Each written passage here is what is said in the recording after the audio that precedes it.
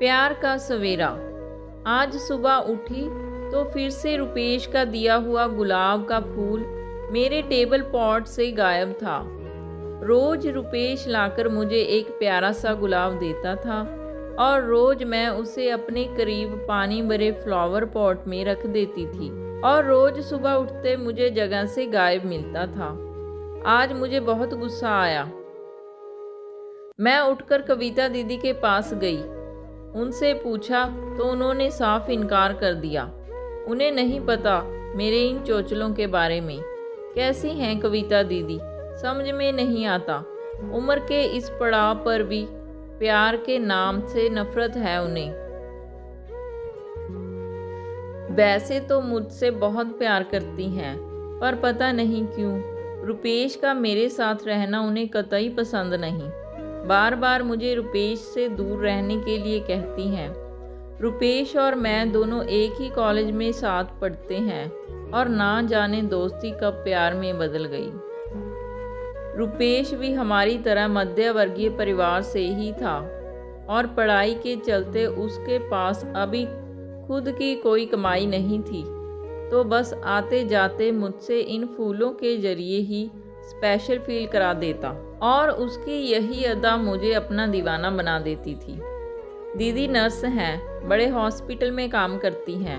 उम्र के इस पड़ाव पर भी अभी भी अकेली हैं। एक दिन मैं अकेली थी और दीदी भी हॉस्पिटल गई थी। मुझे अपना पसंदीदा ड्रेस नहीं मिल रहा था। मैं ढूंढते हुए उनके कमरे में चली गई। जैसे कि मैं जानती थी उनका कमरा एकदम व्यवस्थित था, वहीं मेरा कमरा ऑपोजिट। इसीलिए कविता दीदी मुझे अपने कमरे में बिल्कुल आने नहीं देती, क्योंकि मैं उनका कमरा भी अपनी तरह ना कर दूं। कुछ ही देर में पता चल गया कि उनके कमरे में मेरे कपड़े नहीं हैं। शायद मैंने अपने ही गोदाम में कहीं रखी होगी, जो मिल नहीं रही 1 घंटे ढूंढने के बाद भी। दीदी का इतना साफ कमरा देखकर मैं उनके बिस्तर पर लेट गई। मेरे कमरे में तो चींटी भी चले तो उलझ कर मर जाए। आदत से मजबूर तकिए से खेलने लगी। अचानक नज़र पड़ी तो कोई तस्वीर उल्टी पड़ी हुई थी। जिज्ञासावश पलटकर देखा तो ये तो रुपेश की तस्वीर है, पर दीदी के कमरे में। वो तो चिढ़ती हैं रुपेश से। उठकर बालकनी में आ गई। नज़र पड़ी गमले में ढेर सारे गुलाब के फूल पड़े थे, बड़े ही संभाल कर रखे हुए थे, जो इतने दिनों में भी अभी भी पूरे मुरझाए नहीं थे। ये तो वही फूल लग रहे हैं जो रुपेश ने मुझे दिए थे। तो क्या दीदी भी रुपेश को पसंद करती हैं? मन एकदम ही असमंजस की स्थिति में पहुंच चुका था। पर ये कैसे हो सकता है? उन्हें पता है ना कि रुपेश मुझसे प्यार करता है और मैं रुपेश से। तो फिर मन में ना जाने कितने सवाल, पर सारे सवाल का जवाब तो मैं खुद ही थी। जब मैं 5 साल की थी तभी माता पिता मुझे कविता दीदी के हवाले करके दुनिया से चले गए। उम्र में दीदी मुझसे 10 साल बड़ी थी, पर उसके बावजूद भी इतनी बड़ी नहीं थी कि मेरी जिम्मेवारी उनके कंधों पर डाली जाए। पर कहते हैं ना, कोई चीज़ पूछकर थोड़ी दी जाती है, चाहे सम्मान हो या जिम्मेदारी। माता पिता दोनों ही डॉक्टर थे। उनके जाने के बाद कविता दीदी ने हॉस्पिटल में ही काम करना शुरू कर दिया था। धीरे धीरे उन्होंने नर्स की पढ़ाई भी पूरी की, थोड़ा हॉस्पिटल की मदद और बाकी कविता दीदी की हिम्मत, दोनों ने मिलकर उन्हें आज हॉस्पिटल की हेड नर्स बना दिया है। आज वो 32 साल की हो चुकी हैं, पर उनके चेहरे पर 50 साल जितनी उम्र की रेखाएं उभर आई हैं। शायद ही उन्होंने कभी भी अपनी जिम्मेदारी के अलावा खुद के बारे में कभी भी सोचा था। उनके रहते हुए सिर्फ मैंने उनमें अपनी माँ और पिता को ही देखा और मैं भूल चुकी थी कि वो मेरी बड़ी बहन है। कहते हैं ना, प्यार और इश्क उनका काम है जिनके पास कोई जिम्मेदारी नहीं, जैसे कि मैं। हम दोनों बहनें थी, उसके बावजूद भी मैं नाजों से पली और वो मेरी जिम्मेदारियों के बोझ तले। और फिर उम्र के पड़ाव पर रुपेश के साथ नज़दीकियाँ। वही कविता दीदी ने शायद ही किसी पुरुष से हंसकर बात की हो। उनसे तो पूरा हॉस्पिटल स्टाफ डरता है। उन्होंने अपनी एक एंग्री वुमेन की इमेज बना ली है लोगों के सामने। कोई घर का बड़ा तो है नहीं, तो कौन ध्यान दे कि वो उम्र के वो पड़ाव पार कर चुकी हैं जहाँ पर एक पुरुष की आवश्यकता होती है। पर क्या इच्छा भी उम्र का मोहताज होता है? शायद रुपेश और मुझे साथ देखकर ही उनकी भावनाएं अब जागृत हुई हैं, जो कि काफ़ी पहले ही जाग जानी चाहिए थी। और रुपेश ही वो पुरुष बन गए जो उनके भी दिल में घर कर गए। वो अपनी भावनाएं कंट्रोल नहीं कर पा रही थी। शायद इसीलिए उन्हें रुपेश का यहाँ आना कतई पसंद नहीं आता था। पर अब मैं क्या करूँ, क्योंकि अब मेरी भी जिम्मेदारी बनती है। जिन्होंने अपना पूरा जीवन सिर्फ मेरे लिए ही बिताया है, उसके जीवन में भी खुशी का सवेरा मैं भी लेकर आऊं। पर कोई ऐसा होना चाहिए जो दीदी को अपनी पलकों पर रखे, ना कि वह किसी और से प्रेम करे। आज पहली बार मन बहुत अधीर हो चुका था। आज मेरी भी भावनाएं दीदी के प्रति मातृत्व की तरह हिलोरे मार रही थी। मैं उनसे मिलने हॉस्पिटल पहुंच गई। मुझे देखकर वो काफ़ी आश्चर्य में पड़ गई, क्योंकि आजकल आए दिन रुपेश को लेकर हमारे बीच बहस के तार छिड़ जाते थे। मैं जाकर सीधे ही उनके गले लग गई, या तो कहें उनको गले लगा लिया।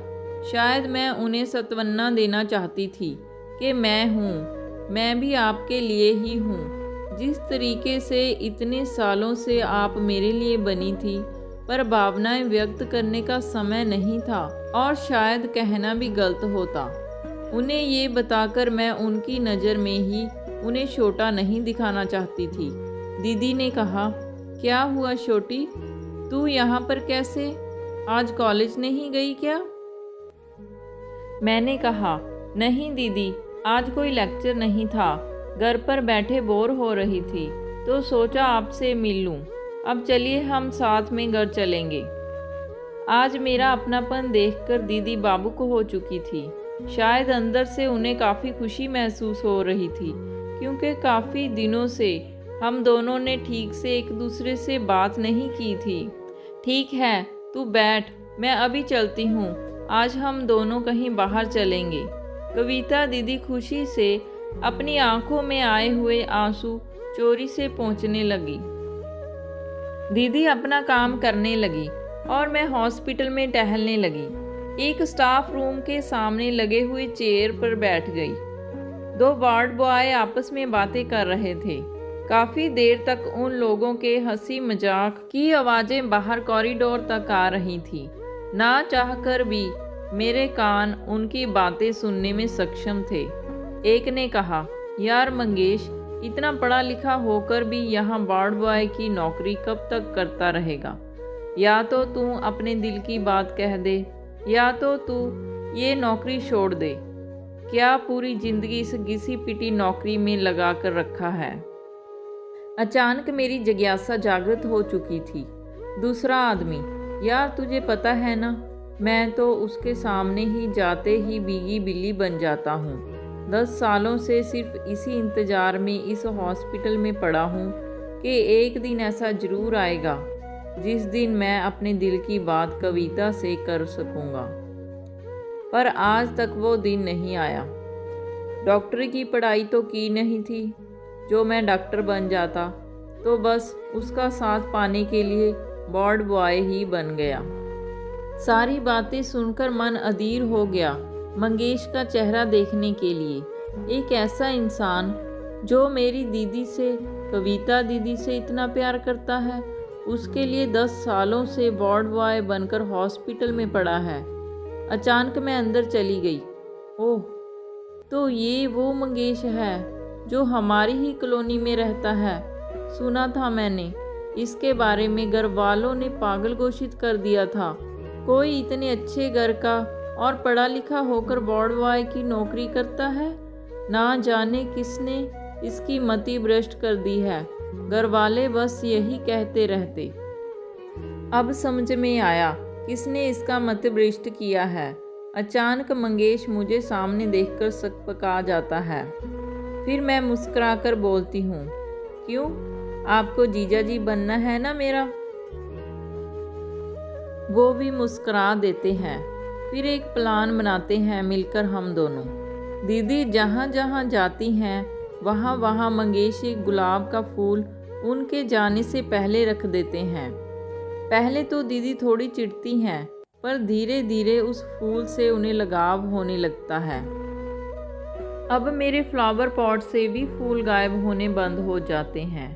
अब तकिए के नीचे से रुपेश की तस्वीर गायब हो गई थी। एक नोट पड़ा था, अब सामने आ भी जाओ। मैं मुस्कुराकर रह गई। हमारी बात तो फूलों तक हुई थी, पर धीरे धीरे मंगेश की हिम्मत बढ़ने लगी थी। फूल के साथ नोट भी रखने लगे थे और वो सारे नोट्स अब दीदी को गुदगुदाने लगे थे। अब वह हंसने लगी थी, उनके चेहरे पर मुस्कुराहट खिलने लगी थी। एक दिन मौका देखकर मंगेश ने हॉस्पिटल में ही सबके सामने दीदी को अपने दिल की बात कह दी और दीदी ने भी खुशी खुशी हाँ कर दी। अब मंगेश खुद का बिजनेस लाते हैं और दीदी को अभी भी अपनी पलकों पर रखते हैं। दोनों को साथ देकर अब मैं भी बहुत खुश हूँ। तो दोस्तों, अगर आपको ये स्टोरी पसंद आई हो तो कमेंट बॉक्स में ज़रूर बताइएगा और हमारे चैनल को लाइक, शेयर एंड सब्सक्राइब भी ज़रूर कर लीजिए। Thank you for watching.